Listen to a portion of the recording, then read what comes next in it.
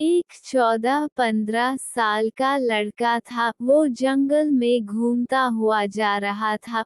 वो नदी के पास रेत से शंख और सीपी इकट्ठा कर रहा था। उसे दूर एक आदमी नदी के पास गिरा हुआ नजर आता है। वो उस आदमी को नदी से दूर लाकर एक पेड़ के पास लेटा देता है और उसके पानी से भीगे हुए वस्त्रों को निकाल के उसके पास रखे स्वयं के वस्त्रों को उसके शरीर पर लपेट देता है और वस्त्रों को लपेटते समय वो देखता है कि उस आदमी के जगह जगह घाव लगे हुए थे।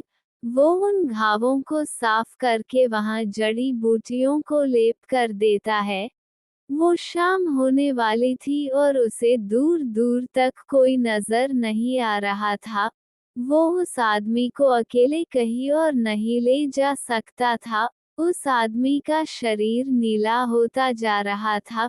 वो उसको बचाना चाहता था। वो आदमी सुरक्षित स्थान पर लेटा के आसपास मदद के लिए जाता है और उसे कुछ दूरी पर एक घोड़ा नजर आता है और वो लड़का कैसे ना कैसे घोड़े को काबू में करके उस घायल आदमी को घोड़े पर लादता है और लताओं और लकड़ियों की मदद से वो उस आदमी को घोड़े पर लादकर गांव की ओर चल देता है।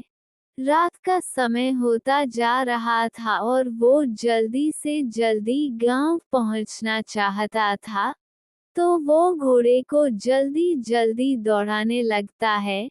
गांव में वो उस आदमी को वैद्य के पास लेकर जाता है और उन्हें वैद्य जी को दिखाता है और वैद्य जी उस आदमी के शरीर को साफ करके उसके पूरे शरीर पर औषधियों का लेप लगाकर उसे कुछ औषधियों को पिला देते हैं। कुछ समय बाद उस ठंड से बचने के लिए वहां कुछ लकड़ियां जलाकर उस आदमी का होश में आने पर उन्हें जगाने का कहकर खुद सोने चले जाते हैं। वो लड़का उस आदमी के उठने की प्रतीक्षा करता हुआ खुद वही सो जाता है। कुछ समय बाद उस आदमी को हल्का सा होश आता है और वो अपनी गर्दन को घुमा के देखता है तो वो एक पुराने से घर में होता है और उसके पास एक छोटा लड़का हाथ पर सिर रख के सो रहा होता है।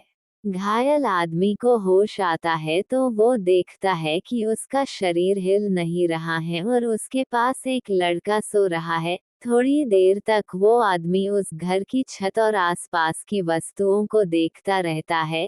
कुछ समय बाद उस लड़के की आंखें नींद से खुलती हैं और वो घायल आदमी की तरफ देखता है तो वो घायल आदमी लगातार उसे ही घूरे जा रहा था। घायल आदमी को होश में आया देख के उस लड़के को याद आया कि उसे वैद्य जी को उसे इस घायल आदमी के होश में आने पर उन्हें उठाने को कहा था। वो लड़का घायल आदमी को पलके हिलाता हुआ देख के जल्दी से जाता है और वैद्य जी को उठा के कहता है कि गुरुजी उठिए, उस घायल आदमी को होश आ गया है। गुरुजी ये बात सुनकर जल्दी से उठ के कुछ जड़ी बूटियों को लेकर उस आदमी के पास आते हैं। वो आदमी को देख के वैद्य जी कहते हैं कि तुम ठीक हो, तुम्हारे घाव गहरे हैं।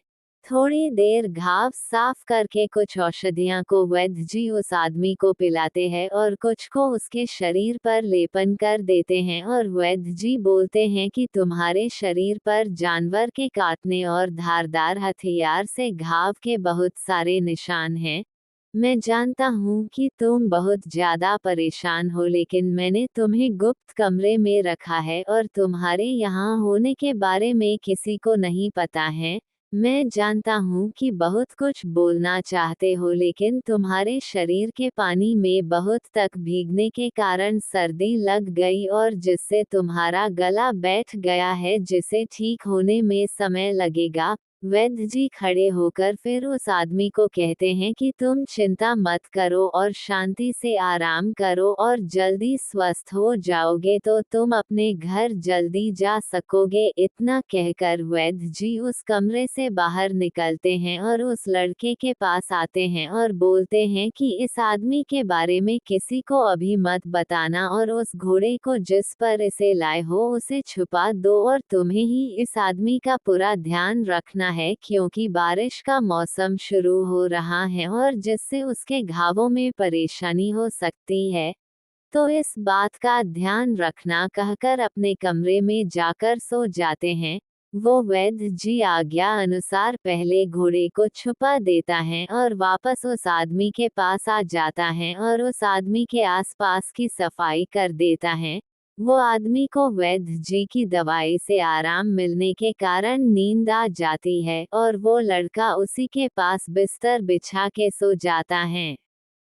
दूसरे दिन सुबह होती है, आसपास लोगों की आवाज आने लगती है। आवाजों के आने से उस आदमी की नींद खुलती है और आसपास देखता है तो उसे कोई भी नजर नहीं आता है।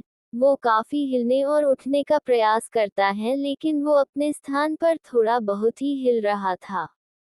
ये कहानी शोज का तड़का विथ आशु के द्वारा रचित है। थोड़ी देर बाद जोर से बारिश की आवाज आने लगती है। वो आदमी को भी बारिश की आवाज आने के साथ किसी की तेजी से उसकी तरफ भाग के आने की आवाज आती है।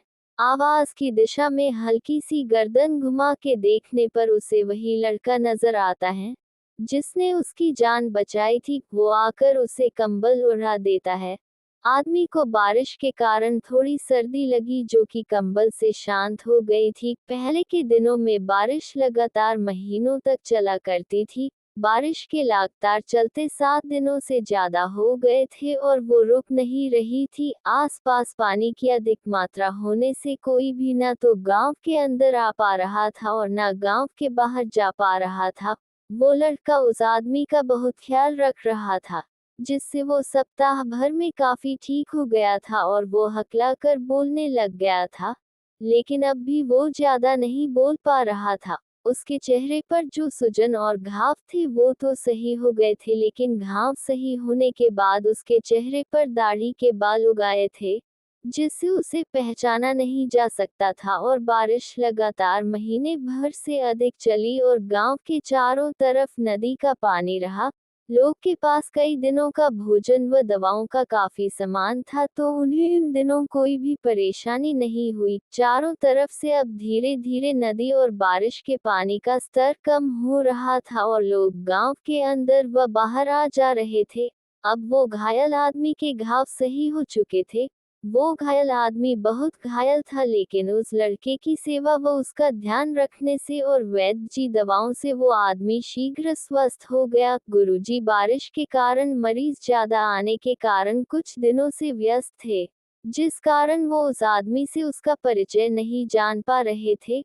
वो आदमी सही से बोलने लग गया था लेकिन वो सबसे कम ही बोलता था। वो सारे दिन कुछ सोचता रहता था। कुछ दिन बाद गांव में राजा के सैनिक आए। उन्होंने घोषणा की अपरिहार्य कारणों से राजा की मृत्यु हो गई है और सेनापति नागराज को अगला राजा नियुक्त किया जाता है। बारिश बंद हो गई थी और घायल व्यक्ति सही हो गया था। वहां गांव में राजा के सैनिक आते हैं और मुनादी करते हैं कि नया राजा नागराज को बना दिया गया है और वो ही राज्य को संभालेगा। पुराने राजा के बारे में पूछने पर सैनिकों ने स्पष्ट रूप से जवाब नहीं दिया।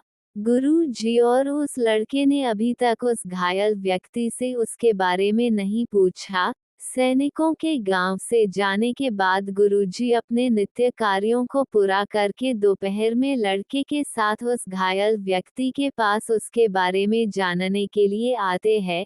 गुरुजी उससे उसके बारे में जानने के लिए उसकी तरफ देखते हैं और उस घायल व्यक्ति ने दाढ़ी साफ करके अपने रहने वाले लुक में आता है। जब गुरुजी उसे देखते हैं तो देखते रह जाते हैं और गुरुजी अपनी जगह से खड़े हो जाते हैं और सिर झुका के बोलते हैं, राजा साहब आप यहाँ। दरअसल ये यही का राजा भानु प्रताप सिंह हैं। गुरु जी अपने बारे में और साथ में जो लड़का जिसका नाम राघव है उसके अब तक के जीवन के बारे में शॉर्ट में बताते हैं। गुरु जी राजा को बताते हैं कि यह बालक राघव अनाथ है और गुरु जी ने ही इसे पाला और शिक्षा दी है। गुरु जी बोलते हैं कि मैंने इसे औषधि और जीवन के मुख्य उपयोगी मूल्यों के बारे में इसे संपूर्ण ज्ञान दे दिया है जो मैंने अर्जित किया है, लेकिन इसमें सीखने की अभी बहुत काबिलियत है। तो मैं चाहता हूँ कि ये और विद्याएं सीखे। लेकिन इस बारे में आगे विचार करने से पूर्व आप यहाँ कैसे आए उस बारे में जानना चाहता हूँ। गुरु जी राजा से उसके बारे में जानना चाहते हैं कि आखिर राजा की इतनी बुरी हालत कैसे हुई। राजा गुरु जी की बात सुन के उन्हें अपने बारे में बताने लगता है। राजा बोलता है कि यह आज से लगभग 16 से 17 वर्ष पूर्व की बात है। मेरे को राजा बने 2 साल पूरे हुए और मेरे विवाह को भी 1 महीना पूरा हो गया था। तब नागराज जो अपनी पिता की जगह सभी परीक्षा उत्तीर्ण करने के बाद सेनापति बना था, वो अपने काम में कुशल और प्रभावी था। वो अपनी नीतियों और योजनाओं में काफी श्रेष्ठ था। कुछ समय में मेरी रानी के बच्चा होने वाला था, तो परिवार के साथ कुल देवी माँ के दर्शन करने के लिए मंदिर गए थे। वहाँ हमारी मुलाकात मित्र देश के राजा रणवीर प्रताप से हो जाती है और उनके भी बच्चा होने वाला था, तो वो भी दर्शन के लिए आए थे। वो हमें अपने राज्य कुछ समय के लिए बुलाते हैं और मैंने नीतियों में कुशल समझ के कुछ समय के लिए नागराज को राज्य का कार्यभार संभालने को देकर के रणवीर के राज्य में कुछ समय बिताने के लिए चले जाते हैं। 2 महीने पश्चात जब हम आते हैं तो हम देखते हैं कि सबको नागराज अपने विश्वास में लेने लगा हुआ था। नागराज हमारे वहाँ पहुँचने पर कुछ सत्ता में काबिज होने का विचार कर रहा था। यदि हम कुछ दिन और विलंब करते तो हमारे राज्य को पूर्ण तरीके से अपने अधिकार में कर लेता। उसने बगावत की कोशिश की लेकिन वो सफल नहीं हो सका। उसके पिता हमारे यहाँ वफादार थे। उन्होंने बार बार हमारे से माफी मांगी, जिसके फलस्वरूप हमने उसे माफ करके पुनः सेनापति नियुक्त कर दिया।